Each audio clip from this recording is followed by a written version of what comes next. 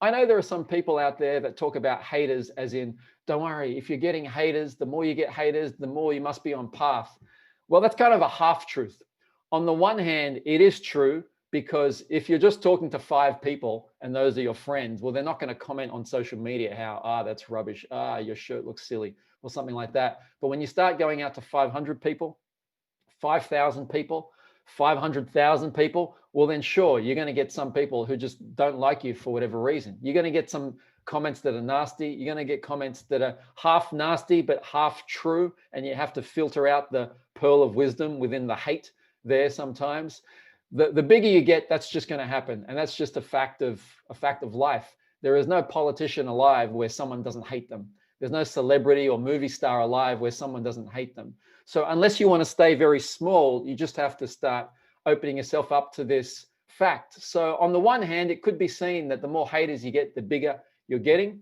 But on the other hand, which is the balanced approach that I like to take, sometimes, sure, they're just haters. It's just a projection. They're just hating their life. And sometimes it's kind of true. And where that is up to you to decide. So I've had comments on social media which are half nasty, but half I take on board your criticism. And I found whenever any type of conflict happens in business, we're right now talking about the conflict of haters. There's something to learn. And over the years, there's a particular type of thing you have to do in business, which is dealing with conflict, which is not like any other task.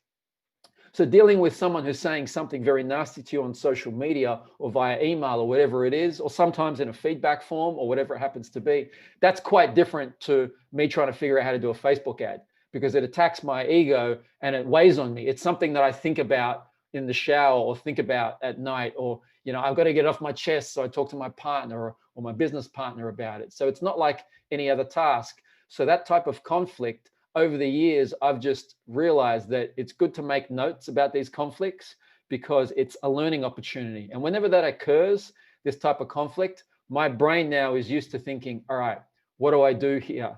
I look at the notes in the past and I found that conflicts actually bring people closer. If you want to write that down, you can. Conflicts bring people closer. It's been my experience whenever I have a conflict with, it could be a staff member, it could be a participant or a student. It doesn't happen often. But if you have thousands of students, you're bound to have a conflict sooner or later with some people. It could be a conflict with someone on social media, a friend, a family member, or anything like that. Sometimes old friends. This has happened to me personally. Someone that I used to be friends with 5 years ago has seen something on social media and for whatever reason has written something nasty. And that kind of hurt more because they actually know me and I thought we were friends. It's only happened one time. But that conflict, instead of me saying to myself, that's just you, don't put your stuff on me, that's a projection, your life may not be going so well right now. Instead of me taking the high road or that's all on you part, what I found dissolves the conflict, whether or not I speak to that person.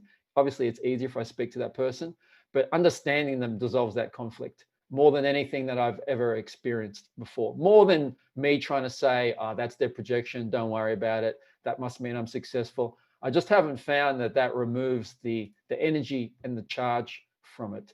So my advice is the next time you have a conflict with anyone, just do what Stephen R. Covey said in his book, 7 Habits of Highly Effective People, which is seek first to understand, then to be understood. So I actually put myself in their position where I am them to the degree where now I understand why you said that.